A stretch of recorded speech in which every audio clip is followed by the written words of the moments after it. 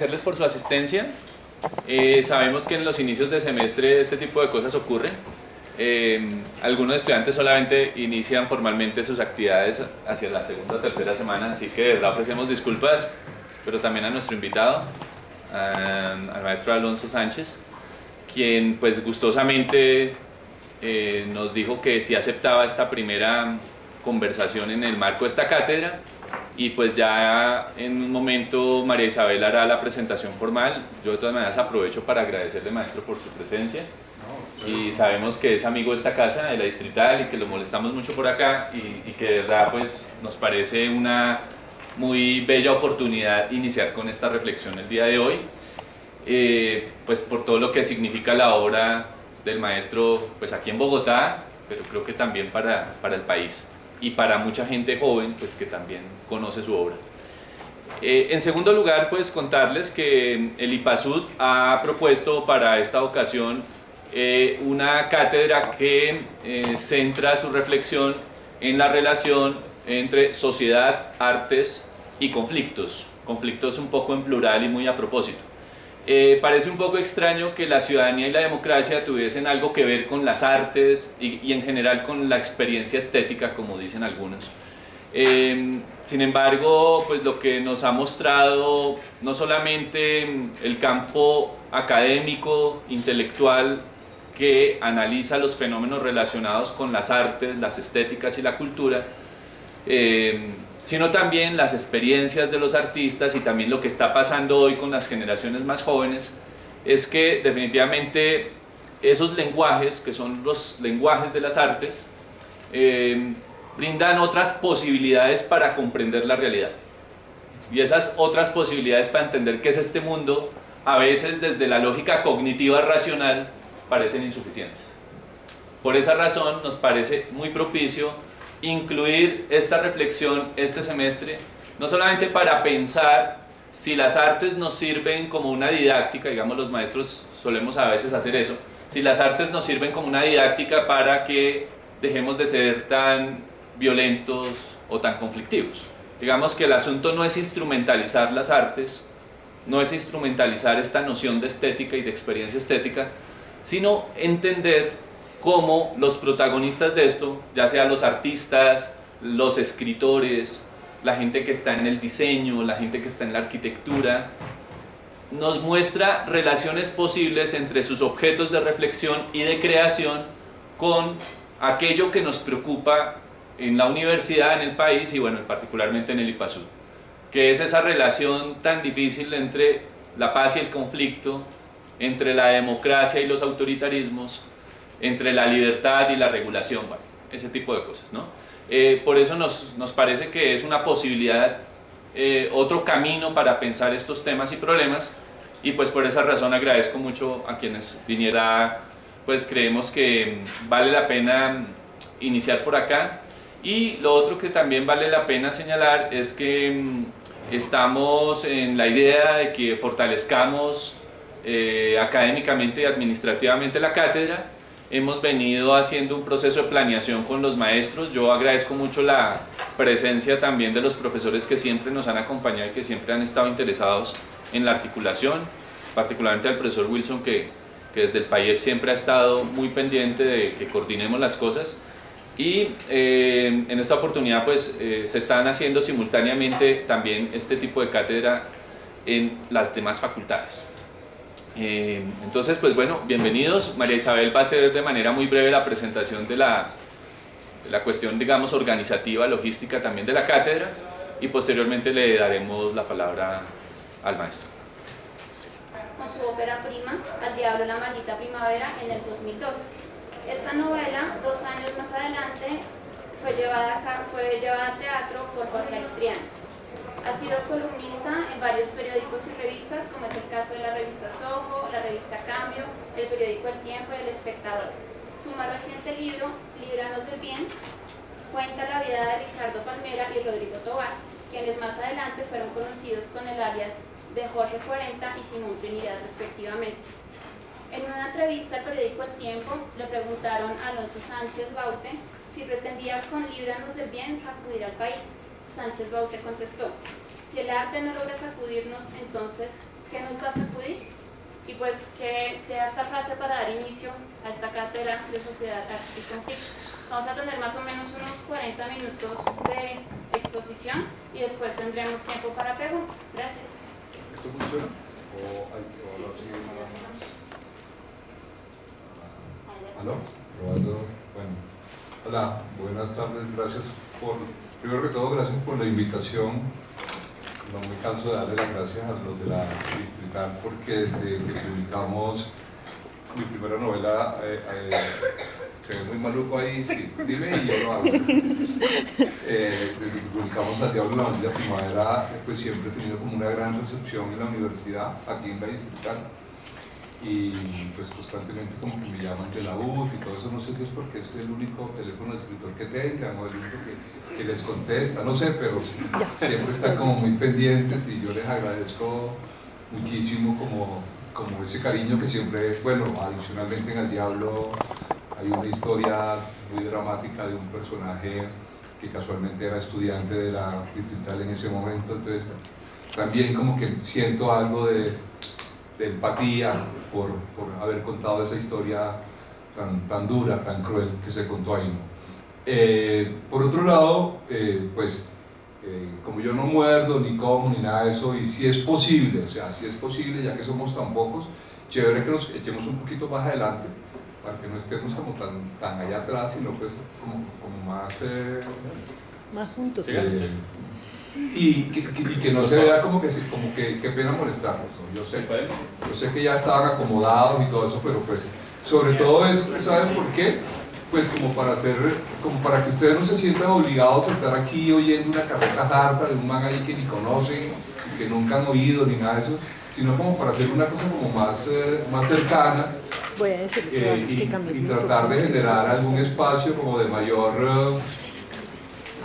cercanía entre todos, ¿ves? Y que al final lo que he traído acá, que la verdad no lo he leído, lo escribí y no lo he leído, haz conmigo lo que quieras. Eso. Gracias. Gracias. Esto la verdad estaba como con tantas cosas en la cabeza últimamente, porque pues, estoy haciendo televisión, estoy haciendo cine, y la verdad pues qué pena, lo escribí el fin de semana, lo leí, pero no lo he leído en voz alta, entonces por eso también me ayuda mucho que estén más cercas como para yo poder reconocer lo que hice. Y adicionalmente, sobre todo, por lo que, como les decía al principio a Marisabel, que pues esto que tengo acá es más que todo un pretexto para hablar, para acercarnos, para introducir algún tema en este momento, pero pues que tengo clarísimo que lo importante más que esto es las inquietudes que ustedes puedan tener alrededor de lo que yo lea, o si alguien conoce alguna de mis novelas, o sobre la creación literaria, o sobre algún cafetazo que tenga un interés personal de cada quien, me parece como pues mucho más bienvenido, mucho más interesante, porque finalmente esto va a quedar en una página de internet por un lado, pero adicionalmente va a ser publicado, así pues que se puede leer en cualquier momento, pero pues la oportunidad de que tengamos este espacio de conversación mutua, pues me parece mucho más agradable por eso. Entonces, dicho eso, esto de la edad es una cosa seria, no se pone gafas, no ve nada. Dicho eso, pues básicamente la idea es como hablar de la relación entre literatura y conflicto, y pues supongo que, porque no lo he hablado tampoco, supongo que la idea surgió a partir de mi segunda novela, que es Líbralos del Bien, que como lo dijo Isabel, precisamente es la historia de dos paisanos míos, Ricardo Palmera y Rodrigo Tobar Pupo, Simón Trinidad y Jorge 40, aunque de todas maneras, a pesar de que lo que voy a leer lo menciono, pues y entremezclo algunas cosas de Al Diablo que para mí son importantes también como para tratar de entender de qué manera puede ayudarnos la literatura en el tema de la reconciliación, si puede ayudarnos en el tema de la reconciliación en todo caso. Entonces, De momento lo he titulado Aprendiendo a abrazarnos y al final entenderán por qué la frase. Hace pocas semanas cayó en mis manos una película italiana facturada en 2012, yo veo mucho cine, llamada Díaz. Muchos aquí la deben conocer, pero en todo caso recuerdo su argumento. Bajo el gobierno del derechista Silvio Berlusconi a principios de este siglo, Génova sirvió como escenario para la cumbre anual del llamado Grupo de los Ocho, no sé si me oyen bien o es culpa, okay, de los Ocho, o G8, el cual, como sabemos, conforman las grandes potencias políticas e industriales del planeta. Pues bien, paralelo a esta reunión, un grupo de jóvenes, la mayoría de ellos estudiantes europeos que hacían parte del movimiento antiglobalización, adelantó una serie de protestas en esta ciudad, protestas pacíficas, vale la pena advertir.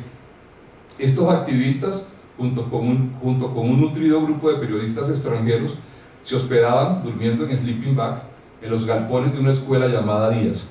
Se calcula que en total sumaban allí unas 90 personas.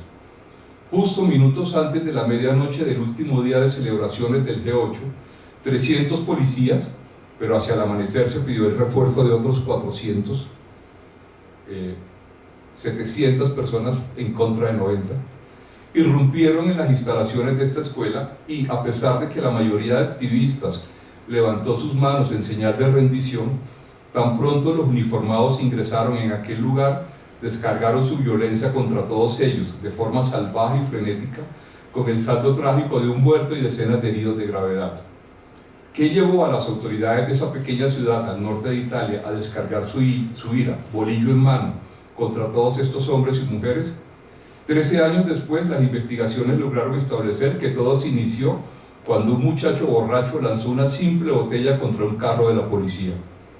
Ya sabemos que quien tiene miedo sin que exista un peligro, siempre se inventa un peligro para justificarlo. De modo que ese hecho casi inocente, el lanzamiento al aire de una simple botella vacía, sirvió de pretexto a la policía para justificar el miedo de contar entre sus visitantes a jóvenes que no compartían sus mismas ideas en ese momento. Buscando evitar mostrarse vulnerables, ese miedo desencadenó en la policía un odio tan inhumano y cruel que llevó a afirmar a Amnistía Internacional que, luego de la Segunda Guerra Mundial, lo ocurrido esa noche ha sido el hecho más grave de violación de los derechos humanos en Europa. La guerra, ya que lo menciono, siempre está a la orden del día. Solo basta el estopín que permita su explosión. De hecho, hace exactamente un siglo, el 1 de agosto, para ser más exactos, aunque comenzó el 28 de junio, cuando Gabrielo Príncipe, un nacionalista de apenas 19 años, asesinó al archiduque Francisco Fernando, no imaginó que ese 28 de junio de 1914 pasaría a la historia como el inicio de la Primera Gran Guerra. Bastaron un par de semanas para que el imperio austrohúngaro, del cual este era heredero al trono, declarara la guerra a Serbia, donde había nacido aquel, lo que llevó a Rusia, aliada de Francia desde 1894, a apoyar a sus amigos eslavos. El 1 de agosto de 1914, Alemania lanzó entonces un ataque preventivo contra los rusos, llevando a Gran Bretaña a levantar el hacha de guerra contra los germanos. En adelante, todo sucedió tan rápido como cuando, con solo tocar una ficha de dominó, cae toda la hilera que le sigue en pie. Guardadas las proporciones, ese mismo efecto cascada sucedió en Génova.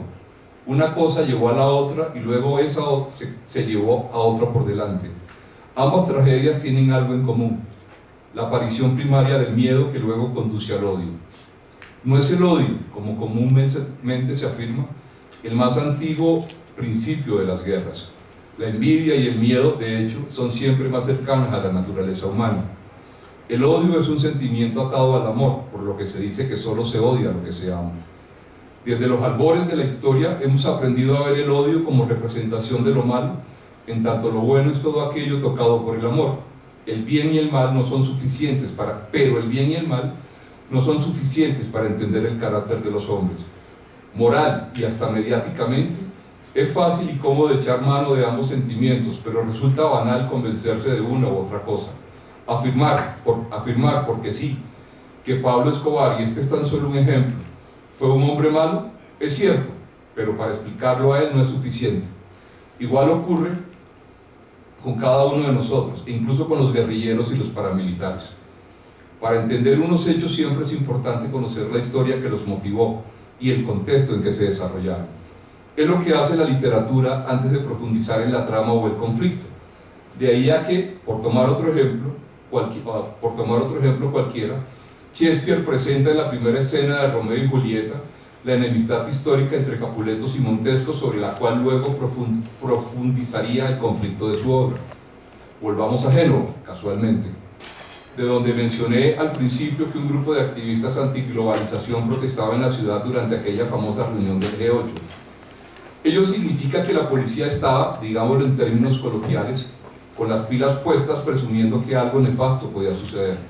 De hecho, en los alegatos de la defensa durante la investigación posterior, la policía mencionó varias veces la palabra comunistas o la frase proteger el orden público, lo cual indica un prejuicio y una necesidad de dominación. Fue a partir de ese prejuicio y de esa urgencia de poder que el odio se originó como un pretexto. La excusa perfecta para invadir las instalaciones de un colegio donde se hospedaban unos jóvenes que, con sus protestas, amenazaban el orden institucional. Y ese mismo odio se convirtió luego en herramienta, en arma mortal, cuando los superiores de la policía insuflaron la violencia entre sus subalternos. A pesar de que fueron recibidos con los brazos en alta en señal de rendición, los policías entraron a esta escuela con ánimo de matar, convencidos de que esos jóvenes indefensos eran un verdadero peligro para la comunidad. Esos policías que se ensañaron con tanta sevicia también eran, al igual que sus indefensas víctimas, jóvenes de clase media y baja que actuaron sin pensar, tan solo cumpliendo órdenes con intereses políticos. Ya lo dijo Paul Valéry. La guerra es una masacre entre gentes que no se conocen para provechos de gentes que sí se conocen pero no se masacran. Algo similar, aunque con resultados más dantescos, había ocurrido 10 años atrás de los de Génova en Ruanda, un país de África donde dos etnias, los Tutsis y los Hutus, se mataban a machetazo limpio sin saber siquiera por qué lo hacían, salvo porque alguna vez a finales de los 60 los belgas, en su afán colonizador, los asusaron para odiarse y masacrarse. Con los años, tal cual sucedió en nuestro país, el mismo ejército se encargó de animar una fuerza paramilitar, hasta que luego llegó aquel fatídico día de 1994 que dio inicio al genocidio. Casi 1 millón de muertos fue el saldo de esa masacre. Hay una película maravillosa que narra esa historia, se llama Hotel Ruanda, no sé si la conocen, y de ella extraigo este breve parlamento. ¿Por qué la gente es tan cruel?, preguntó en la película Leal Dube al gerente del hotel. Por odio, por locura, no sé. Por odio, por locura. Gracias al racismo extremista, la minoría Tutsi tuvo su clima glorioso a lo largo de 100 días, según palabras de Kapuscinski, de hecatombe, de masacre, de genocidio, en el que se asesinaron a más de 1 millón de Hutus. Lo que más aterra de todo esto, de nuevo cedo la voz a Kapuscinski, es el hecho de que unos hombres inocentes han dado muerte a otros hombres inocentes, haciéndolo además sin motivo alguno, sin ninguna necesidad. Ahora bien, ¿por qué cuento todo? ¿Por qué es todo este prólogo? ¿Dónde estaba yo todos estos años? ¿Por qué hablo de Ruanda y de Génova como si se tratara de historias ocurridas en tiempos cercanos a la Primera Guerra Mundial, es decir, cuando ni siquiera mis abuelos habían nacido? La masacre en Ruanda sucedió cuando yo ya había cumplido 30 años, y lo de Génova cuando bordeaba los 40. Sin embargo, por más que lo intento, en mi memoria no quedó anclado ninguno de estos atroces eventos. ¿Por qué? No me avergüenza decirlo. Estaba mirándome en mi propio ombligo. En mi fuero individual me negaba a sumarme al conjunto de la humanidad porque mis preocupaciones personales me impedían, incluso, curiosear más allá de mi propio territorio, de mi pequeño territorio. Al centro de esas preocupaciones, y no me interesa dedicarle mayor espacio a esto, estaba la búsqueda de mi propia identidad, es decir, entender y aceptar mi orientación sexual. La salida del closet que significó la publicación de mi primera novela, El Diablo y la Maldita Primavera, de repente echó por tierra todo lo que hasta ese momento para mí era vital, tal cual quedó consignado en las primeras páginas de mi siguiente novela, Líbranos del Bien. Abro comillas. Nunca me preocupé por la guerra de Colombia hasta que apareció el supuesto computador de Jorge 40. A partir de ese momento el tema se me convirtió en una obsesión y por mi mente comenzaron a deambular toda suerte de preguntas sobre lo que estaba ocurriendo. La mayoría de ellas estaban relacionadas con dos de sus principales protagonistas, Simón Trinidad y el mismo 40. A ambos los conocí antes de que marcharan a la guerra y en el pueblo eran conocidos por sus nombres bautismales, Ricardo Palmera Pineda y Rodrigo Tobar Pupo. Por razones generacionales a uno apenas lo traté, del otro no solo fui vecino y amigo, sino que nuestras mutuas familias protegen una relación profundamente cercana. A lo largo de los años menosprecié la avasalladora realidad que me cercaba. Me interesé por otros temas antes que por la tragedia nacional, a pesar de que la guerra me persigue casi desde el momento mismo en que nací. Aunque el investigador Álvaro Delgado sitúa los orígenes de la guerrilla colombiana en enero de 1960, cuando fue asesinado Jacobo Prías Alape, alias Charro Negro, el dirigente guerrillero más importante del sur de Colombia, el año en que nací, 1964, surgieron también los dos movimientos insurgentes más importantes de nuestra historia. El primer turno fue para la FARC, o Fuerzas Armadas Revolucionarias de Colombia. Nacieron 2 meses después que yo, el 27 de mayo, cuando 48 campesinos, exactamente 46 hombres y 2 mujeres, al mando de Pedro Antonio Marín, llamado Manuel Marulanda, llamado Tiro Fijo, Ciro Trujillo y Rigoberto Lozada se internaron en el Espinazo Andino mientras su centro de operaciones, Marquetalia, era invadido por 16.000 militares, según la versión fariana, o 2.000 soldados, según cuenta el ejército, al mando de los coroneles Hernando Correa y José Joaquín Matallanas, un eficaz militar que con anterioridad había demostrado su rudeza en combates contra el bandolerismo. Casi mes y medio después, en julio, los hermanos Vázquez Castaño iniciaron una marcha junto con otros 18 campesinos en la vereda La Fortuna del municipio de San Vicente de Chucurí, dando origen al Ejército de Liberación Nacional, ELN, según su reconocida sigla, aunque no fue sino hasta 1965 cuando realizaron la primera acción militar en la población de Simacota, en Santander. Soy hermano generacional de estas guerrillas, crecimos juntos esta guerra y yo, quizá por eso nunca la tomé en serio. Fui como uno de tantos colombianos para quien la guerra es algo que hacen nosotros, algo que le pasa a los demás. De vez en cuando leía en profundidad uno que otro artículo periodístico, algún ensayo interesante, o me preocupaba por los telenoticieros cuando informaban sobre enfrentamientos entre los insurgentes y el ejército, pero hasta ahí, nada más, porque la guerra nunca fue mi tema. Nací en uno de los pueblos más asolados por la violencia colombiana, sin embargo, nací en uno de los pueblos más asolados por la violencia colombiana contemporánea, pueblo desolado donde durante los últimos 20 años las palabras más mentadas han sido asesinato, extradición, secuestro, extorsión, abigeato, masacre, limpieza social y otras de la misma estirpe, naturaleza y condición. Como muerte y guerra hacen parte de la cotidianidad desde la marcha campesina de 1987, cuando la FARC y el ELN se enquistaron en la región imponiendo su pesadilla de horror y guerra y sangre. Al inicio de esta noche de dantesca, espeluznante intimidación, cuando la Besania comenzó a extenderse cual maleza por toda la región, siempre escuché hablar de las víctimas, muy pocas veces de los victimarios. Ahora las noticias de mi tierra queman desde que enfrenta su peor tragedia. Sucedió que varios de mis paisanos, aquellos con quienes estudié en el jardín de infantes, comenzaron a encabezar las listas de los acusados, apareciendo en las primeras páginas de los diarios y de las revistas nacionales con pie de fotos que los anunciaban protagonistas de la tragedia nacional. Así las cosas, ya no quería seguir haciéndome de la vista gorda. A la par de averiguar la vida de Palmero y de Tobar, lo que más llamó mi atención y se convirtió en el verdadero eje de mis preocupaciones, fue la misma pregunta que desde la puerta de la crónica se hizo Santiago mientras miraba la avenida Tacna. ¿En qué momento se jodió Perú?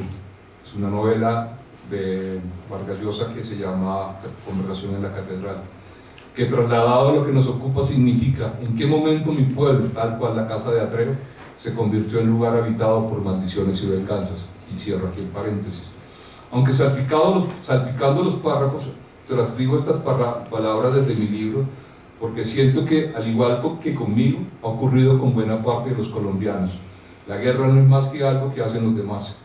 Quizá por allá en el monte, o en un lugar más lejano, en la siempre inhóspita selva húmeda y tropical, por ejemplo.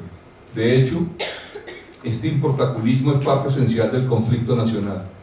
Preferimos voltear los ojos a otro lado con tal de no dejarnos arrastrar por algo que, a pesar de afectarnos por todos los costados, sobrellevamos como si se tratara de una de esas enfermedades crónicas donde el paciente se acostumbra a su dosis diaria de medicamento creyendo que eso es suficiente para espantar a la muerte.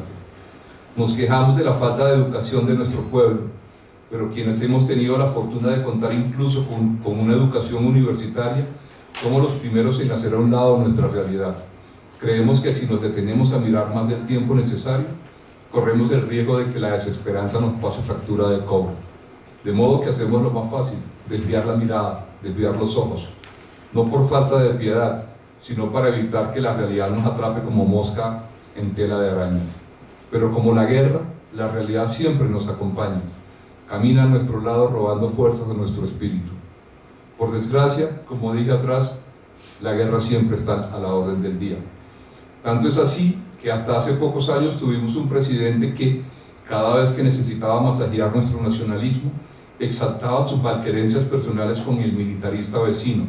Lo peor es que no eran pocos los que de este lado de la frontera exacerbaban su pirólisis, y hasta todavía hay quienes, sabiendo que el odio siempre logra más adeptos que la paz, tan pronto despiertan e ingresan a las redes sociales interesados en justificar sus ánimos incendiarios.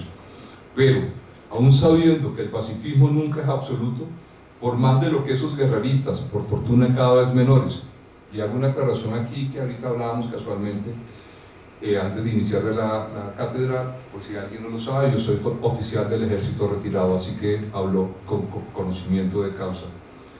Pero aún sabiendo que el pacifismo nunca es absoluto, por más de lo que esos guerreristas, por fortuna cada vez menores, se esmeran en advertir desde sus muros, la prudencia nunca es un asunto de cobardes. Por el contrario, son ellos quienes olvidan o ignoran que a la guerra, como una manera de levantarse sus frágiles ánimos, todos los ejércitos llegan cantando, pero los pocos soldados que quedan en pie suelen regresar a casa llorando. Ahora bien, ¿qué relación guarda todo esto con la literatura?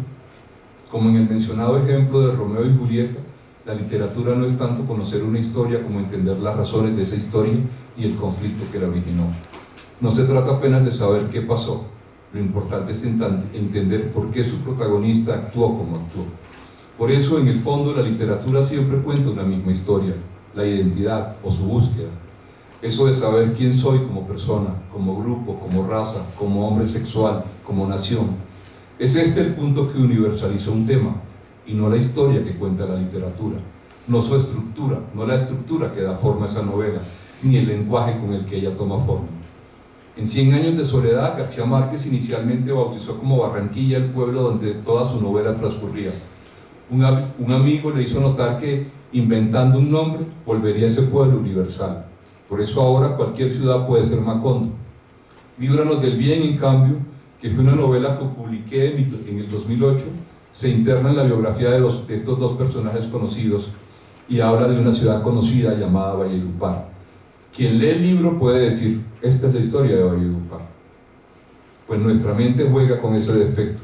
Si el nombre que cuenta una novela es real, la historia solo sucede allí, y la verdad no es esa. Nada más miren esto. Abro comillas. He entendido cómo los rostros se vuelven huesos, cómo acecha el terror debajo de los párpados, cómo el sufrimiento inscribe sobre las mejillas las duras líneas de sus textos cuneiformes, cómo los lucientes rizos negros o los rubios cenizos se vuelven plata deslustrada de la noche a la mañana, cómo las sonrisas se fuman de los labios sumisos y el miedo tiembla con una risita entre dientes. Y no solo ruego por mí, sino por todos los que permanecieron afuera de la prisión, conmigo en el amargo frío o en el ardiente verano, debajo de este insensato muro rojo. ¿Hablo aquí de Valledupar? Claro que no. Este texto ni siquiera lo escribí yo, aunque hubiera podido hacerlo porque habla del horror que he conocido de la guerra. Aunque por supuesto, esta se trata de otra guerra. Esas palabras las escribió una de mis poetas de cabecera. Anna Akhmatova es su nombre. Era rusa, y su obra cuenta el horror de lo que padeció caminando por entre la guerra de Leningrado. Su biografía es terrible. Su primer esposo fue acusado de conspiración y fue fusilado. Más tarde su hijo, de quien habla justo en ese poema, fue también arrestado y deportado a Siberia. Su último marido murió de agotamiento en un campo de concentración. Ella misma fue acusada de traición y deportada. Cuando pudo regresar a su ciudad natal, Leningrado había sido devastada por los nazis. Nada tienen que ver Valledupar con Leningrado, o Colombia con la entonces Unión Soviética. Pero la historia de esta mujer, cruzada por la guerra, no se distancia a la de muchas otras personas con quienes comparto nacionalidad. ¿De qué sirve saber, o con la de muchos que puedan estar aquí escuchándome en este momento, olvidé de escribir? Ahora bien, ¿de qué sirve saber que la guerra que se padece aquí lleva a los mismos efectos de la que se ha sufrido en otro lugar? ¿Acaso todos quienes han leído La Guerra y la Paz, o quienes se han horrorizado cuando han tenido frente a sus ojos el Guernica de Picasso, se han manifestado en pos de la paz? Por desgracia, la respuesta es un no rotundo, pues el hombre necesita saberse acechado por la muerte para lograr sentirse vivo. La guerra es una palabra abstracta de la que con frecuencia olvidamos que es hecha por los hombres. Y digo los hombres porque ya sabemos que los animales luchan, pero no guerrean. Si ya sabemos que la necesidad de dominación hace parte de la naturaleza del hombre, lo cual dificulta su domesticación, entonces, ¿por qué escribir sobre el odio, sobre la guerra, sobre el conflicto colombiano? Abro comillas, para reconocernos como nación, para entendernos, para no olvidar nuestra historia. Se me ocurren muchas otras respuestas resumidas en breves líneas, pero prefiero regresar a mi amada Akhmatova, quien escribió. En los terribles años del terror de Yehov, hice cola durante 7 meses delante de las cárceles de Leningrado. Una vez alguien me reconoció. Entonces una mujer que estaba detrás de mí con los labios azulados, que naturalmente nunca había oído mi nombre, despertó del entumecimiento que era habitual en todas nosotras y me susurró al oído. Allí hablábamos todas en voz baja. ¿Y usted puede describir todo esto? Y yo dije, puedo. Entonces algo como una sonrisa reparó en aquello que una vez había sido su rostro. Esa capacidad de lograr cierta sensibilidad en el otro, de alguna manera nos llena de esperanza, nos reconforta. Estoy respondiendo a mi pregunta. Hace querer seguir con vida, pero especialmente ayuda a aliviar nuestro dolor. Ese dolor que desde que nacemos corre paralelo a nosotros. Ese dolor al que de vez en cuando creemos sacarle un par de pasos de ventaja, pero que tarde o temprano, de una forma o de otra, se incrusta en nuestro corazón y queda para siempre tatuado en nuestra piel. En este sentido, la literatura y el arte en general semeja a esa confesión o esa catarsis que nos ayuda a sanarlo. Creía, abro comillas, creía que un drama es cuando llora el actor, pero la verdad es que sucede cuando quien llora es el público. La frase es de Frank Capra, un director de cine norteamericano de orígenes italianos. Como ven, no se refería a Colombia, pero narra también nuestra realidad. Porque nuestra guerra, ese conflicto armado que hace pocos meses cumplió 50 años, no se enmarca apenas como tantos quisieran al interior de la selva.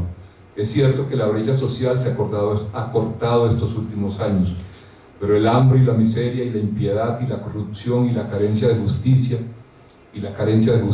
lo repito para enfatizarlo, siguen allí agazapados, acurrucados detrás de las múltiples cortinas de humo inventadas por los políticos para seguir robando lo que nos pertenece a todos. Pero cortinas de humo, pajazos mentales, inventados también por nosotros, sedientos desde el inicio de los tiempos de glorificarnos en una realidad que no nos pertenece.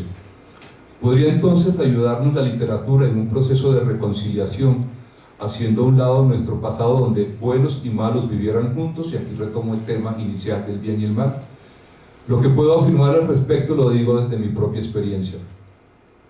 Cuando mencioné lo que significó para mí, en un plano eminentemente personal, salir del closet luego de aceptar y entender mi orientación sexual. Perdonarme a mí mismo fue necesario para lograr la reconciliación. Cuando eso sucedió, de repente dejé de sudar frío. Y de hecho aquí estoy sin miedo a hablar delante de los demás. No significa ello que a partir de entonces, como en los cuentos de hadas, fui feliz y comí perdiz.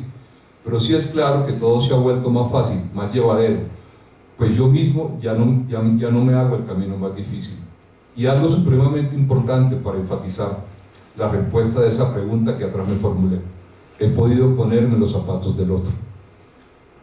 Aunque sin duda ya no habrá más callos en nuestros pies y podremos avanzar más rápido, por ejemplo, trasladando a la educación y a la salud ese grueso rubro que hoy se llevan los militares, la guerra que actualmente padece Colombia, y digo actualmente para que ya sabemos que es diferente a aquella de hace 200 años, no terminará con la mera firma de un papel en La Habana. Después de cada guerra, abro comillas nuevamente, después de cada guerra, alguien tiene que limpiar. No se van a ordenar las cosas solas, digo yo. Alguien debe echar los escombros a la cuneta para que puedan pasar los carros llenos de cadáveres. Alguien debe meterse entre el barro, la ceniza, los muelles de los sofás, las astillas de cristal y los trapos sangrientos. Alguien tiene que arrastrar una viga para apuntalar un muro, para alguien poner un vidrio en la ventana y las puertas en sus goznes. Eso de fotogénico tiene poco y requiere años. Todas las cámaras se han ido ya a otra guerra, a construir puentes y estaciones de nuevo. Las mangas quedarán hechas jirones de tanto arremangarse. Alguien con la escoba en las manos recordará todavía cómo fue. Alguien escuchará asintiendo con la cabeza en su sitio, pero a su alrededor empezará a ver algunos a quienes les aburra. Todavía habrá quienes a veces encuentran de hierbajos argumentos mordidos por la rumba y los lleva al montón de la basura. Aquellos que sabían de qué iba aquí la cosa tendrán que dejar su lugar a los que saben poco, y menos que poco, incluso prácticamente nada. En la hierba que cubra causas y consecuencias, seguro que habrá alguien turbado, con una espiga entre los dientes, mirando las nubes. Lo que significa que hay toda la capacidad de reconciliación, o sea, volvemos a cerrar respuestas. Ya no es Agnatova quien habla, sino Szymborska. La guerra seguirá caminando a nuestro lado, hasta que no logremos un país con mayor justicia social. Y me refiero aquí también a eso de darnos la mano sin desconfianza, de mirar a los ojos del otro sin perjuicio de que al darle la espalda nos hará sangrar su puñal, de que podemos salir adelante convencidos de ser un país sin envidias ni odios, con una identidad todavía en construcción, volcada en los méritos y el talento humano. La literatura, que en principio tiene como única función proporcionarnos el placer de su lectura, abre a la vez nuevas posibilidades de acercarnos y entender nuestro conflicto. No hay en ella sesudos análisis, ni eso que llamamos ladrilludos, ni tampoco dispendiosas estadísticas que con facilidad cansan a nuestra mente. En cambio, cuenta historias humanas, normalmente carentes de juicios de valor, de prejuicios o de falsos moralismos. Al hacer un lado las conveniencias personales o colectivas, el arte en general, el buen arte me refiero, genera la conciencia colectiva necesaria para hacernos, como especie, cada vez mucho mejor. Nuevamente abro comillas. Nuestra tragedia hoy es un miedo físico general y universal, sostenido por tanto tiempo que incluso podemos sopesarlo. Ya no hay más problemas del espíritu, solo existe la pregunta, ¿cuándo me barrerán? Por este motivo, el hombre o mujer joven que escribe hoy ha olvidado el problema del conflicto del corazón humano consigo mismo, que es lo único que puede lograr la buena escritura, porque es lo único sobre lo cual vale la pena escribir. Solo eso merece el sudor y la agonía. Él debe aprenderlo de una vez.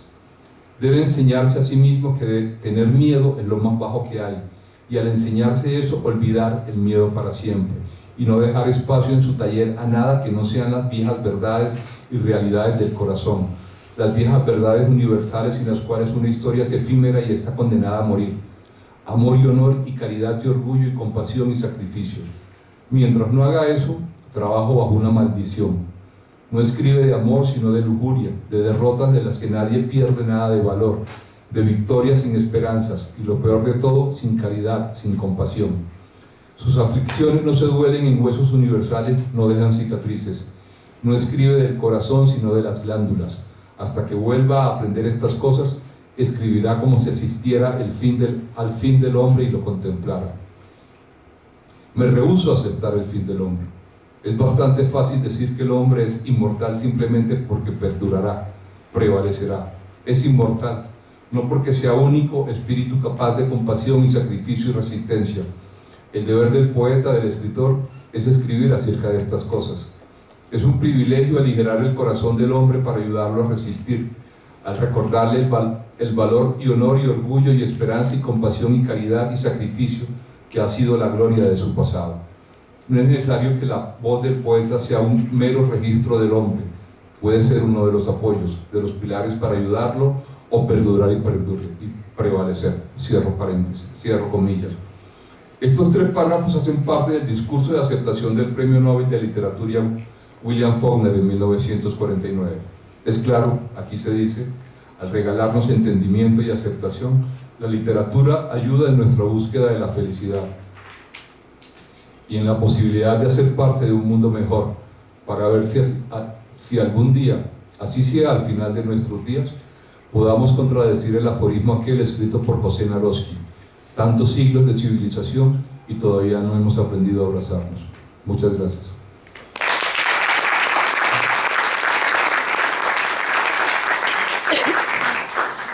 Y ahora sí, a lo que venimos. Bueno, tenemos espacio para preguntas. Llevo 15 años en esto, así que yo sé que los 2 primeros, esas levantan la mano así, pero ahí en adelante, a las 6 de la tarde hay que callarlos. Así que comencemos. Así que los 2 primeros.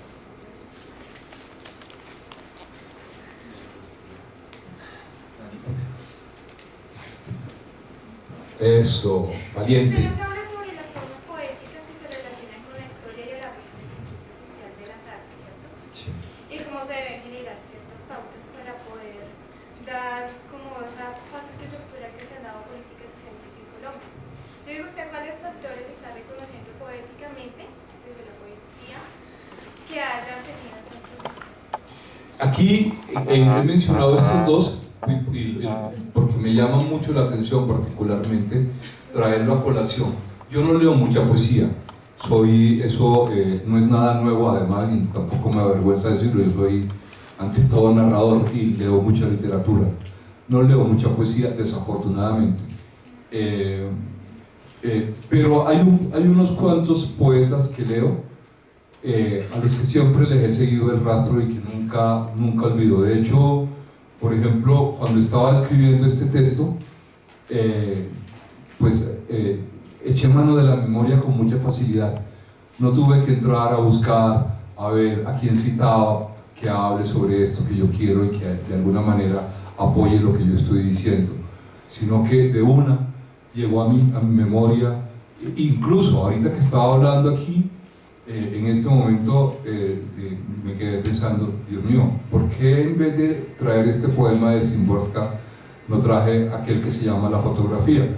Pues, pero es por eso, ¿no? Porque hay algunos poetas que, como te digo, ya como que transitan por mi memoria, porque me gustan mucho y porque en este caso concreto hablan de la guerra, de esa guerra que ellos tuvieron que padecer, de guerras personales distantes a la nuestra, como la de Leningrado o como la de Szymborska, pero finalmente que narran la misma tragedia de nuestra guerra, ¿no? Yo no creo que haya que... pues la poesía es universal, como lo dije aquí, el buen arte es universal, si es tratado como tal. Entonces, no creo que haya que echar mano de algún poeta colombiano, y no los estoy descartando en este caso, para escribir esto. Los poetas colombianos que tengo en la cabeza, normalmente a ellos recurro cuando escribo conferencias sobre amor, sobre otras cosas. Entonces hablo de Darío Jaramillo y hablo de otros personajes, pero o me voy a una poeta argentina que adoro y que sigo también con mucha pasión y devoción, que se llama Idea, si se me fue la memoria, Idea. Ahorita me acuerdo del apellido de Idea. Pero bueno, hablábamos de la guerra, y cuando hablo de la guerra siempre hablo de Akhmatova y siempre hablo de Szymborska. Idea Vilarino, perdón. ¿Cómo considera usted que se puede utilizar? ¿Le bajamos a usted, por favor? Ay, Listo, perdón, gracias. profesor. ¿Cómo consideras que se puede utilizar la literatura en los procesos de reconciliación, ¿cierto? Especialmente mediados por la memoria, pero en unos procesos de reconciliación que tiene que hacer una sociedad civil o una sociedad que ha sido afectada por el conflicto armado? ¿Qué papel jugaría ahí la literatura y cómo combinarlos con esos procesos de reconstrucción, ¿no? Estos procesos, como lo entiendo, y precisamente por eso traje a colación el poema de Szymborska, que son procesos largos, ¿no? No son procesos que ocurren de la noche a la mañana. Por eso precisamente ella comienza diciendo: después de cada guerra alguien tiene que limpiar, no se van a ordenar solo las cosas, digo yo. Y más adelante, incluso, hay un verso que es muy significativo para todo este tema colombiano, ¿no? Porque pues, siempre hay, lo estamos viviendo, lo vivimos, lo padecemos a cada rato, siempre hay guerreristas que están diciendo: es que nunca vamos a lograr la paz absoluta, es que yo no puedo perdonar si a mis padres los asesinaron, yo no puedo sanar ese tipo de cosas. Siempre hay personas recordándonos el odio y recordándonos la venganza. Entonces ella, más adelante, ella aquí también lo dice: todavía habrá quien a veces encuentre entre hierbajos argumentos mordidos por la herrumbre y los lleve al montón de la basura. Todavía siempre va a haber algunas personas. Yo tengo un compañero de pupitre, de Valledupar, alguien a quien quiero mucho, a pesar de que peleamos todos los días por Facebook, porque él es absolutamente derechista y es absolutamente uribista, y no tengo nada en contra, pero pues yo no lo soy, no tengo nada en contra de Uribe, pues si hay alguien aquí que lo sea, pero yo no lo soy. Entonces tenemos una pelea casada acá ratico con ese tema. Incluso yo menciono en ¿cómo se llama? En Líbranos del Bien, hay una historia ficcionada que ahorita, si quieren, se las leo rápidamente. Es más, vamos a hacerlo. Para contarte de qué manera él siempre me está recordando eso. Él siempre, porque ahorita que estábamos en elecciones,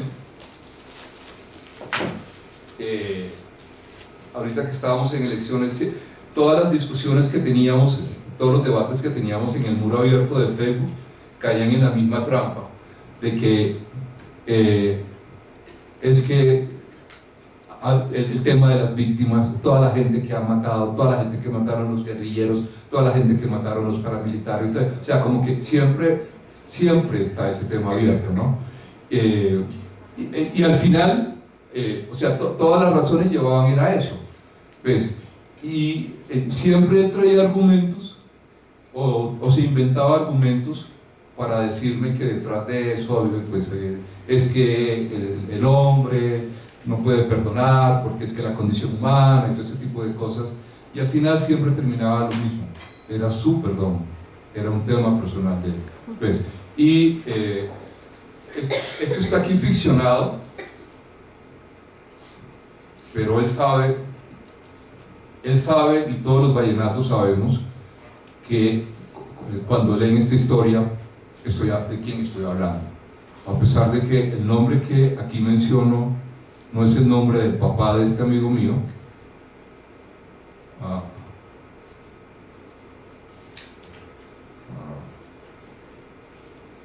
ver, perdónenme, lo leo rápido porque sé que... No, este no es. Hace rato no abro esta novela. Se nota.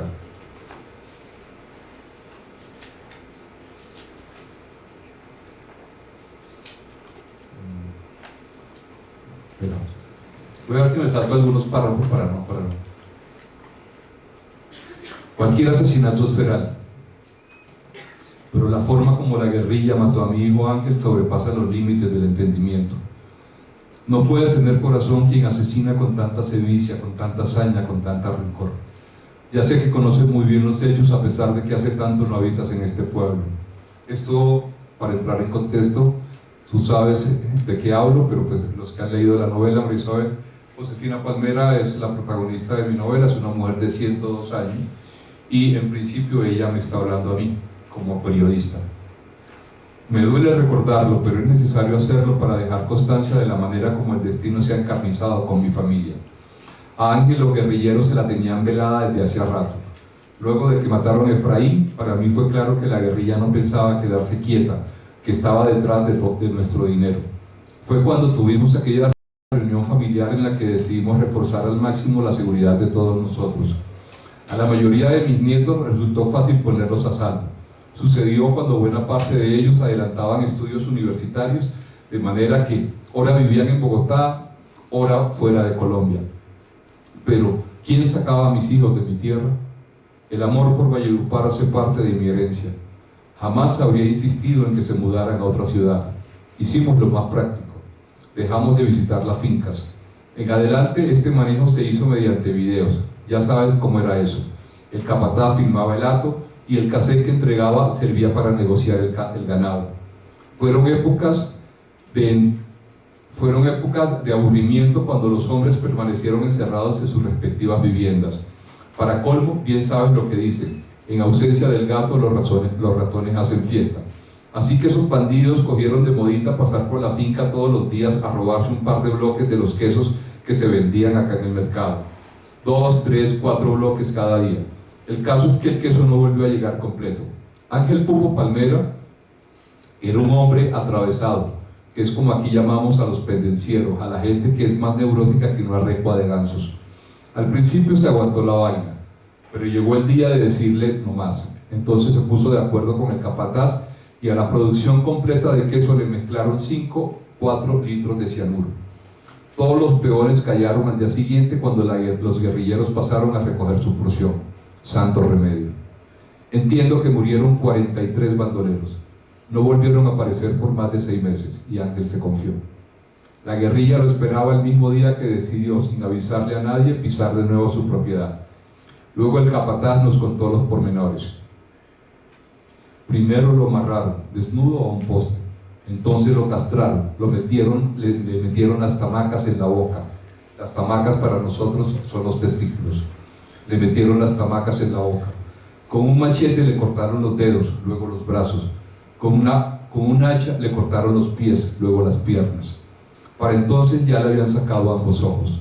Todo esto a la vista de todos los trabajadores, incluidos mujeres y niños. 5 horas duró el suplicio, 5 horas en que mi hijo gritaba y gritaba y gritaba sin que nadie pudiera ayudarlo. ¿Sabes cómo se le dice a esa gente? HPs. Eso es lo que son. No pongas esa cara, no creas que por mi edad no soy capaz de decir esta plevedad, y mucho menos de expresarla con tanto rencor. Hijo de putas. Eso es lo que son. No puedo evitarlo. Cada vez que recuerdo aquello, cada vez que imagino lo que sufrió mi hijo en manos de esos resentidos, me hierve la sangre, te lo juro. Quisiera haber estado allí con un par de escopetas en cada mano. Es más, te confieso que en mis oraciones diarias pido a Dios la posibilidad de encontrarme frente a frente con alguno de esos granujas para matarlos, aunque sea con los dientes. A Balaya se me apareciera alguno. Porque, te lo juro, soy capaz de matarlo a mordiscazos con la poca chapa que me queda. Eso sí, les eché tanto mal de ojos a esos malandros que si siguen vivos no se van a desahogar ni con 1000 ojos de buey que se cuelguen del pescuezo. Cuando me contaron todo aquello, me dio una marimundina, me desplomé, me volví chicuca. Me encerré en casa por un mes, quizás 2. No quería ver a nadie, no soportaba la conversación de nadie. Para entonces me llené de tanta rabia que es cierta la leyenda que corre por estas mismas calles. Marqué el celular de Santos, el más berraco entre mis nietos. Tan berraco que sus amigos dicen que, como dijo alguna vez Alejo Durán, él es un macho que mea con la carga puesta. Y le pedí aquel regalo que a muchos vallenatos le causó horror y estupefacción. ¿Sabes cómo me lo entregó? En una caja de cedro envuelta en papel regalo y un inmenso lazo rojo. ¿Quieres verla? Espérate y te la traigo. La tengo guardada en el armario. Ya vengo. Mira, aquí la tienes. Es una mini Uzi. Sí, una mitralleta. En esta casa no hay nada más hermoso ni nada más valioso. Es una mujer de 102 años la que habla. Al leer estas cosas, como lo decía aquí, precisamente, ¿para qué sirve la literatura en todo este proceso? Es muy catártico, ¿sabes? Yo una vez cuando recién publiqué esta novela, en ese entonces yo vivía en la 85, como estaba a 3 cuadras del colegio Cervantes. Iba con mi perra, yo siempre he tenido perros y siempre salgo temprano a caminar. Iba con mi perro caminando, eran como las 6 de la mañana. Y de repente yo iba caminando y de repente en la plena esquina del semáforo una señora venía bajando. Mira, se me aguan los ojos recordando. Venía una señora caminando y como que se quedó mirándome y bajó, y como que tú sientes la mirada. Yo acababa de publicar, había sido amenazado en Valledupar, yo a Valledupar no pude volver durante mucho tiempo. Me quedé mirando así como que, puta, hasta aquí llegué. De repente vi que la señora metió la mano no era una señora, era una muchacha que bien podía ser Marisabel, por ejemplo, de su edad. Metió la mano en el bolso y yo en medio segundo alcancé a persignarme y a decir: ya, perdóname todos mis pecados, ya lo que fue tal. La señora lo que hizo, sacó la novela. Sacó la novela y me dijo: ¿usted es Alonso Sánchez? Yo le dije: sí. Y yo, sacó la novela y me dijo: mira, yo soy de un pueblo de Antioquia, cuyo nombre no recuerdo ahora porque a mí el Alzheimer me visita así.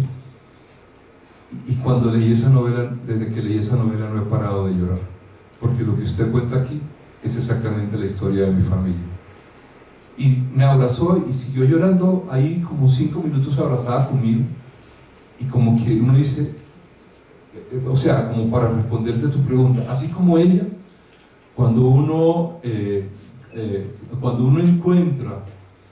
se encuentra en la literatura, pues esa lectura cumple ese poder sanador. Cuando uno se encuentra en el arte en general, como lo dije en el escrito, eso cumple de alguna manera como un papel catártico, ¿no?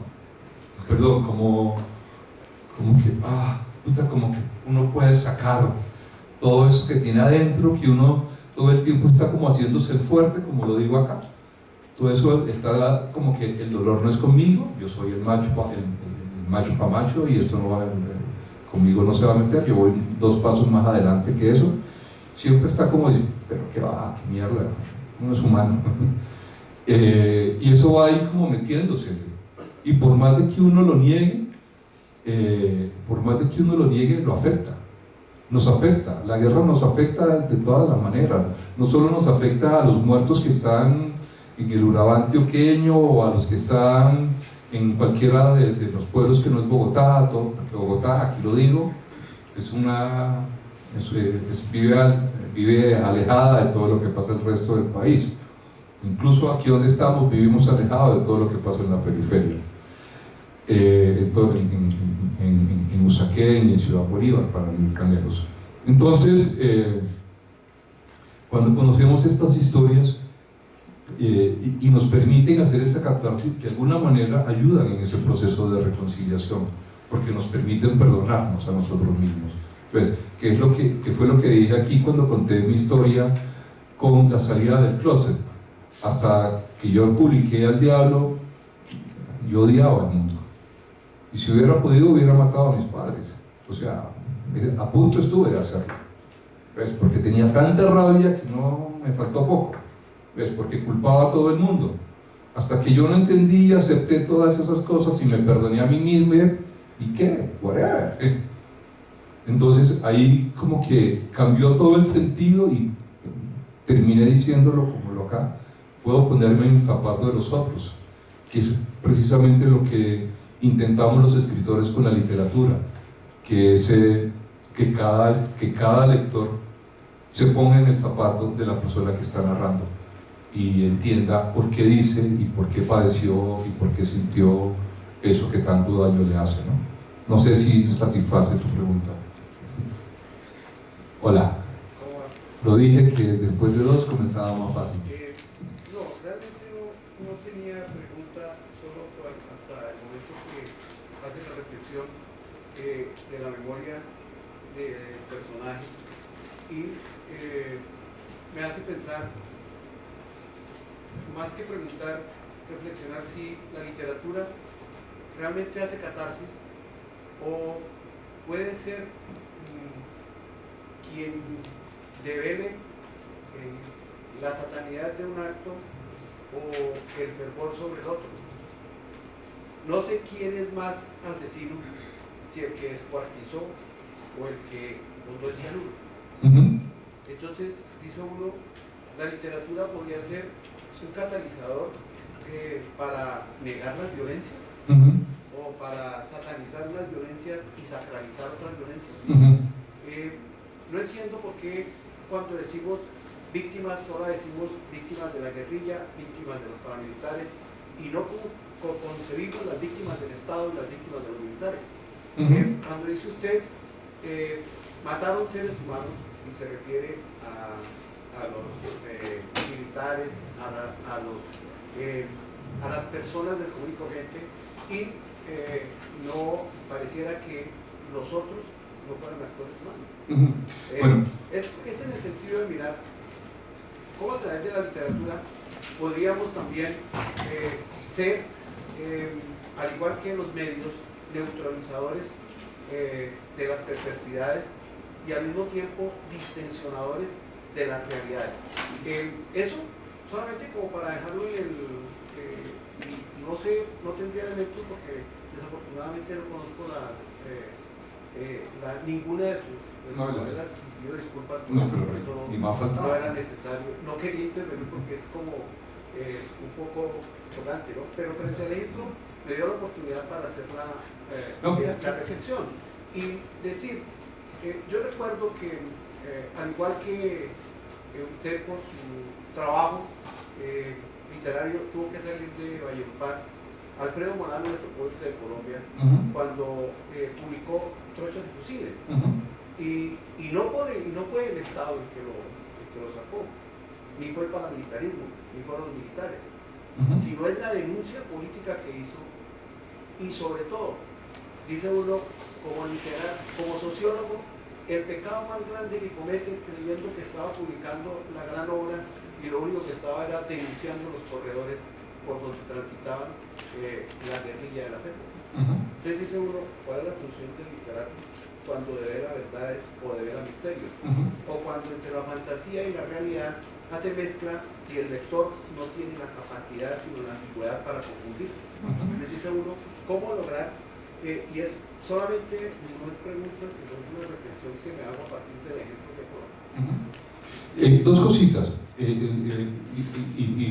¿Cómo se dice? Ampliando su reflexión, que completamente creo que está en el sentido de lo que estaba diciendo precisamente. Dos cositas sobre, primero dos cositas sobre esa misma reflexión y otra adicional.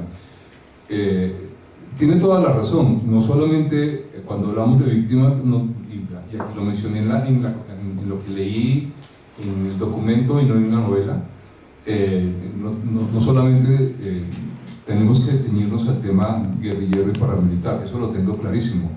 Cuando hago alusión al tema guerrillero y paramilitar, realmente lo hago porque esta novela habla sobre la guerrilla y sobre el paramilitarismo. Entonces, lo que hago pues es hablar de la novela, no hablar de lo otro. ¿Ves? Si esto fuera Romeo y Julieta, y pues me permitiría hablar de las víctimas del amor, pues se abriría el contexto hacia ese otro lado, pero pues lo enmarco en esas dos cosas precisamente por eso. Ahora bien, lo segundo es la lectura que hice, que precisamente para contestar acá, que es la voz de Josefina Palmera, que es la voz de la protagonista, que es una mujer absolutamente clasista, racista, homofóbica, es una mujer paramilitar, paraca, que está en contra de la guerrilla, pero no es la voz de la novela, es la voz de ella, o sea, no es la posición de la novela, por el contrario, la posición de la novela es bastante neutral en ese sentido, pero pues el capítulo que leí, pues ella está criticando. Podemos coger otro donde hagamos exactamente el ejercicio contrario, pero creo que no hay necesidad. Eso en cuanto a la reflexión. Y otra cosita, ahora que hablas del tema de Alfredo Molano, a quien conozco también de manera cercana, Hace 15 días más o menos me hicieron una entrevista a unos muchachos de Guatemala o yo no sé de dónde, y pues de lo que se documentaron en internet sobre mi trabajo y eso, leyeron en todas partes pues que mis novelas siempre eran polémicas y que pues que quisiera que yo siempre estaba buscando la polémica y no sé qué. Y pues la respuesta que de alguna manera cierra esto también con el tema de Molano y todo, pues es que uno no escribe pensando jamás en eso. La polémica no está en la mente del escritor, sino en la mente del lector. Por más de que yo tenga en la cabeza, es que voy a escribir esto porque todo el mundo se va a escandalizar por esto, y resulta que es lo que menos escandaliza a las personas.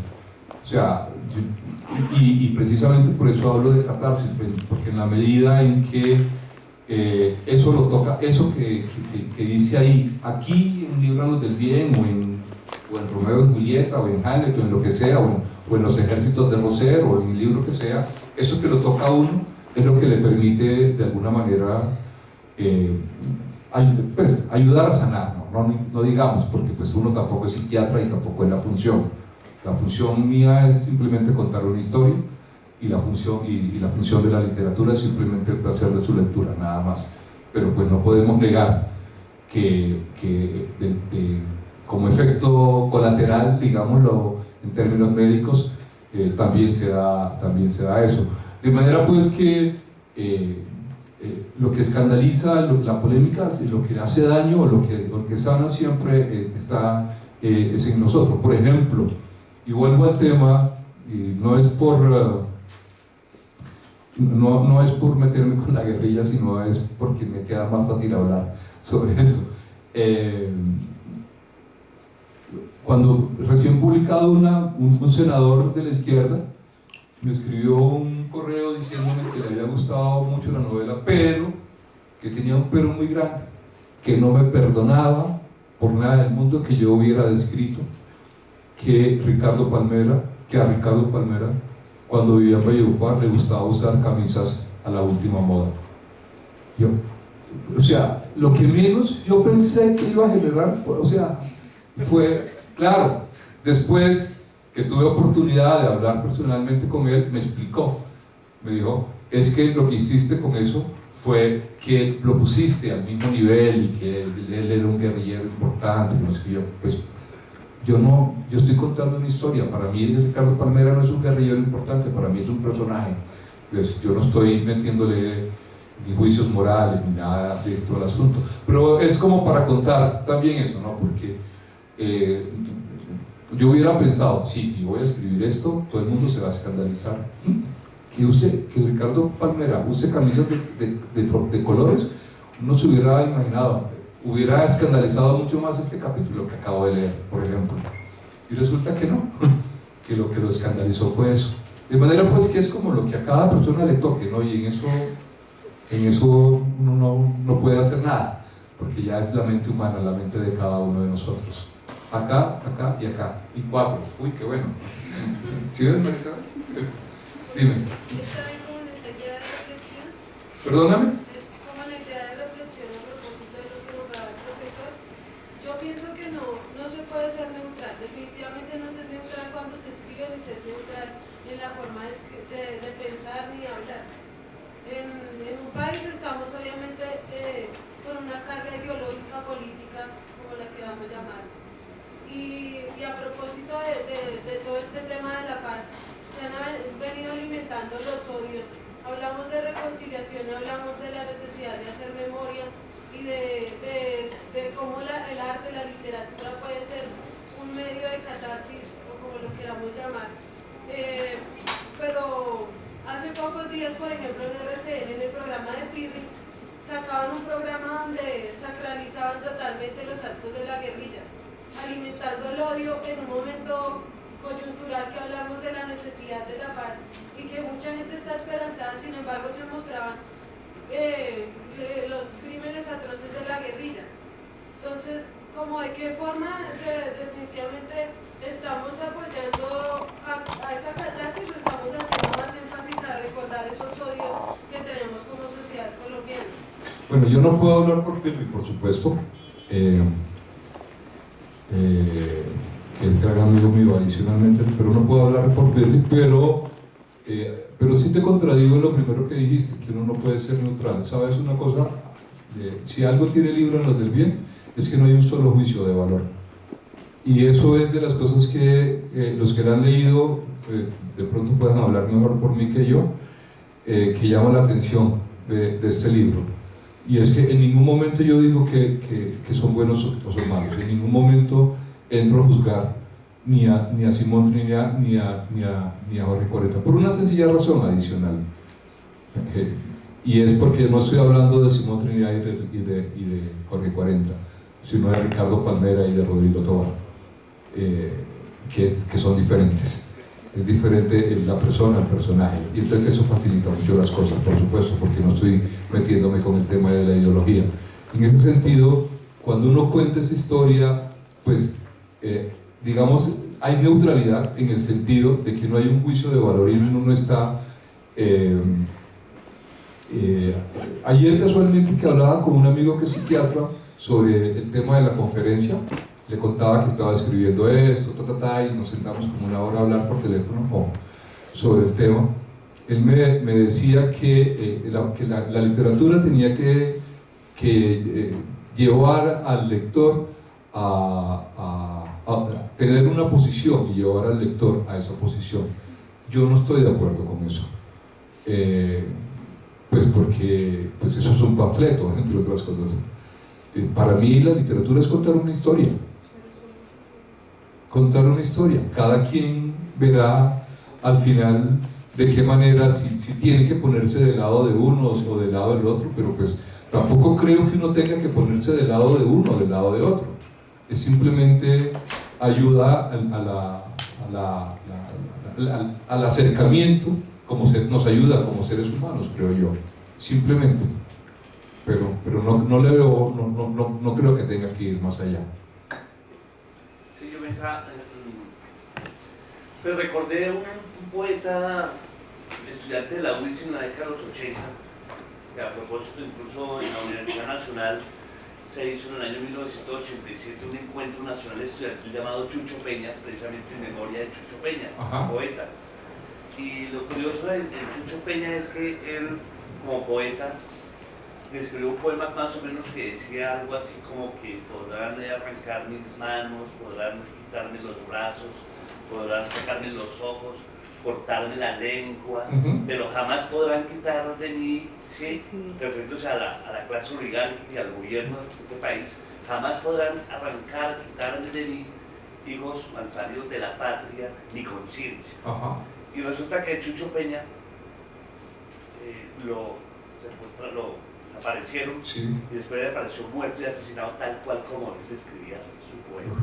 Entonces, por eso en la memoria de Chucho Peña le sacaron los ojos, le cortaron la lengua, lo mutilaron, le quitaron todo, tal cual como él describió su poema, así lo asesinaron.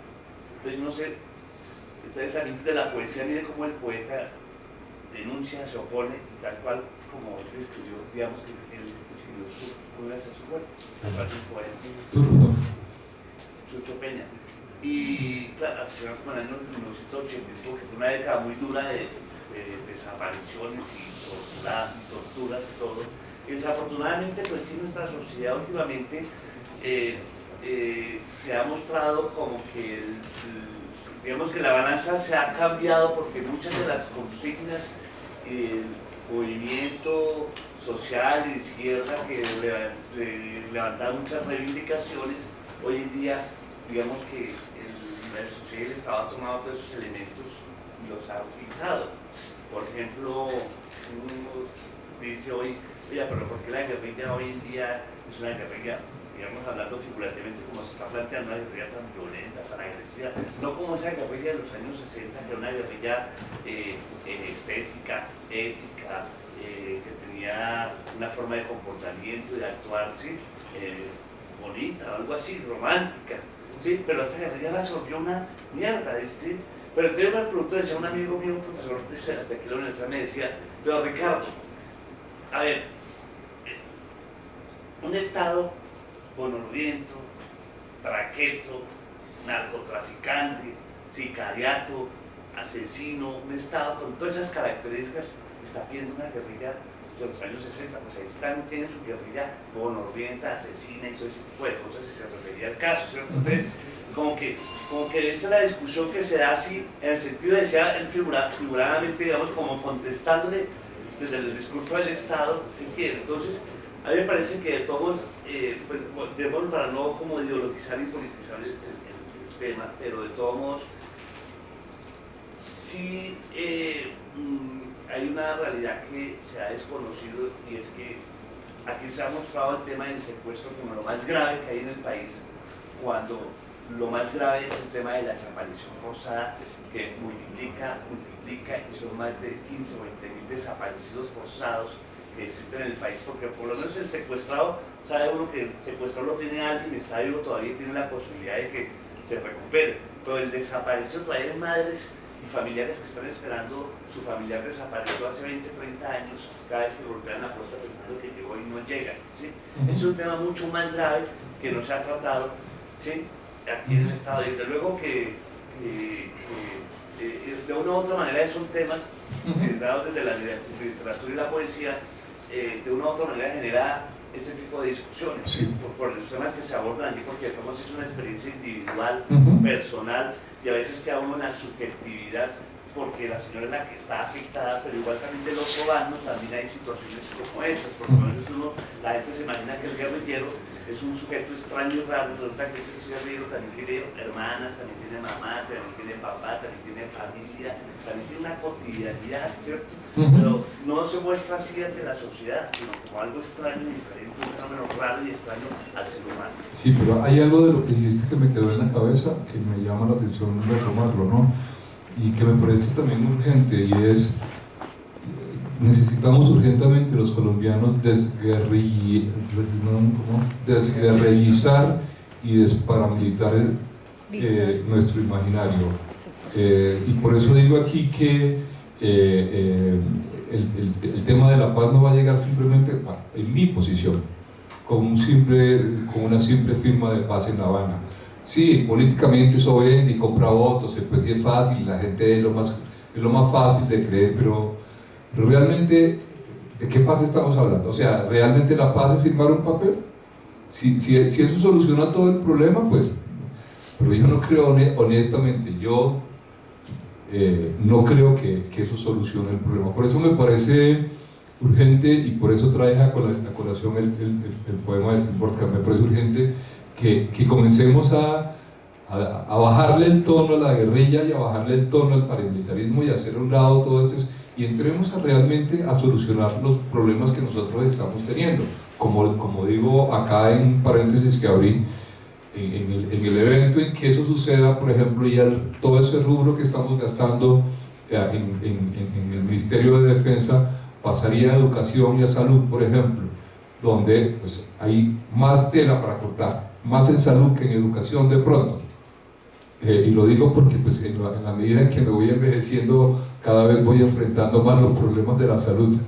Pero eso, ¿no? Como que hay muchos más problemas, o sea, hay problemas que realmente hablan más de la guerra, que esa guerra que se está tratando de negociar en La Habana. Y por eso creo que es urgente que comencemos a bajarle el nivel a eso.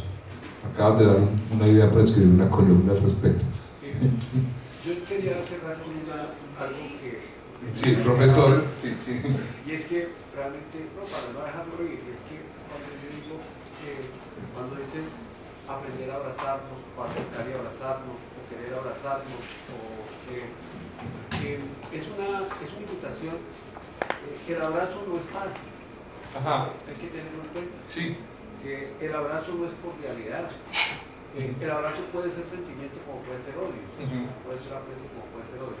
Me parece que no lo dije, pero no me puede quedar fuera. Es que el aprender a abrazarnos es aprender a no olvidar, es aprender a sentir, pero a no olvidar. Y es aprender no a perdonar, sino realmente a convivir, a compartir. Y como los especialistas de la guerra dicen, no hay que pretender quedarnos con el cliché de la frase de que hay que humanizar la guerra, porque la guerra es inhumana, ninguna guerra es humana. Sí, perfecto. ¿Sí? Pues con respecto a todo lo que se ha dicho, pues a mí me surge como una pregunta y es, ¿la literatura y el arte podrían ser el camino hacia la humanización de las personas que por el horror y el terror de la guerra han olvidado su condición humana? Bueno, yo no sé, a ver, porque tiene muchas aristas esa pregunta. Yo no creo que uno pueda olvidar su condición de humano, ¿no? O de pronto, no olvidar, se minimiza o se deshumaniza al otro cuando se cometen actos de sevicia como los de... Bueno, y vuelvo exactamente a lo que acaba de cerrar la última línea que dijo el profesor, que habla de lo inhumano de la guerra, y tiene toda la razón, ¿ves? Y por eso me quedé callado, porque ninguna guerra es humana, y de hecho hay un párrafo en el que, de los que leí, tratando de recordar cómo yo, que fui militar, siempre que íbamos al monte íbamos cantando, como una manera de convencernos de que íbamos a hacer lo correcto, de darnos ánimos, pero siempre que volvíamos era otro cuento, ¿ves? Entonces, ¿qué te puedo decir? La literatura y el arte en general, yo sí creo que de alguna manera ayuda a sensibilizar, y sin que sea exactamente esa la función, como lo conté, como lo respondí acá. No creo que esa sea la función, pero sí creo que ayuda, claramente. Bueno, depende de lo que le toque a cada persona. ¿Sí? Yo quería hacer varios... Pero anotaste la primera mano porque ahí examen ahora y... El primero es que no hay que solo mirar el punto de cuántos muertos pone cada bando, sino el tejido, o sea, de las comunidades que se destruyen. O sea, yo todavía no coincido cómo contamos los muertos de Magdalena cuando no hemos hablado de toda esa cultura que se destruyó en menos de 10 años. Lo otro es que vengo de una tierra donde se forjó su historia al son de la lucha, y al son de la lucha social como al son de la lucha armada. 3 momentos históricos de conflicto: Sumapaz, Oriente del Tolima, y no somos una cultura guerrerista. O sea, le apostamos a la paz frente a todo, pero aún así asumimos de que no podemos ser neutrales desde el punto de vista de que somos una consecuencia de la historia. Entonces, así como yo no puedo asumir a llegar a decir que tengo una posición neutral frente al conflicto, porque soy ciudadano, porque tal, entonces los que han jugado un papel histórico dentro del conflicto, independientemente el grupo, el bando, como lo llamemos, tampoco lo pueden negar. Ahora, aterrizando esta vaina al arte, el arte cumple funciones propagandísticas desde su misma historia. La historia del arte resume en hacerle propaganda al que mandaba en el momento. Aquí en Colombia obviamente se refleja, hay literatura fariana, hay literatura helena, hay literatura paramilitar, así como hay literatura de parte de los diferentes entes armados del gobierno. Entonces, más que el ejercicio de hacer esa creación y hacer propaganda, también hay que reconocer que hay ejercicios de catarsis, como esa novela, y la catarsis significa que tanto el que lo escribe como el que lo lee está buscando respuestas. Entonces no es un ejercicio artístico por el ejercicio artístico, sino hay muchas cosas de profundidad en él. Sí, eso es completamente cierto, y una cosita que sí de pronto culpa mía no aclararlo, ¿no? Cuando dije que somos neutros, obviamente Alonso Sánchez Baute tiene una posición, no es nada neutro, pero en la literatura es otra cosa, pues porque pues una cosa Lo que se escribe no es necesariamente la voz del escritor, lo que se escribe es la voz del narrador, lo que él quiere decir. Muchos siempre terminan preguntándome, ahora ya no tanto, pero al principio cuando te hablo, siempre ¿qué tan autobiográfico es esa novela? Yo decía, sí, el 17.34% es autobiográfico. ¿Ves? Porque pues quien escribe la historia es el que la está contando. Yo simplemente hago el papel de notario, de amanuense, le sirvo para que él la pueda contar. Entonces, en ese sentido era que me refería cuando decía que pues aquí ahí se busca, o no se busca, pues se guarda esa neutralidad, que no necesariamente es la neutralidad de Alonso Sánchez, porque yo no lo soy. Yo tengo una posición al respecto que no está demarcada. Entonces, pero es sobre eso. Y lo último que dijiste, tienes toda la razón, y me parece muy bonito además, porque a mí me dolió mucho escribir este libro. Yo en ese entonces, cuando lo escribí, yo llevaba 27 años viviendo en Bogotá, y regresar a Valledupar a reencontrarme con mi pasado y a comenzar a conocer historias de amigos míos, como esta que acabo de contar acá, por ejemplo, y que fue no, a ese lo mataron, y que fue no, a ese, y que fue no, a ese esta hora. O sea, cada vez que preguntaba, y uno como que en poco tiempo uno se va llenando de tantas ideas, de tantas historias de dolor en la cabeza, y uno comienza a preguntarse cosas también. Y esas preguntas están trasladadas al libro. De manera pues que de alguna manera, cuando hablo de catarsis también me refiero a eso, ¿no? Porque sin quererlo, sin que hubiera sido mi intención, pues termino trasladándole al lector esas preguntas que yo me estaba haciendo cuando estaba haciendo la investigación. Y de alguna manera pues eso juega, así como me pasó a mí, juega un papel sanador. Pues de pronto al lector también le puede pasar exactamente lo mismo, de pronto, pero no necesariamente, porque tampoco era la intención. ¿Sí? No sé si era... No, pero lo respondiste al final. Mira, justamente quería preguntar sobre cómo ha sido para usted ese ejercicio de catarsis específico escribiendo esa novela. Ajá. Pero ya justamente lo que vas a mencionar. ¿Por qué?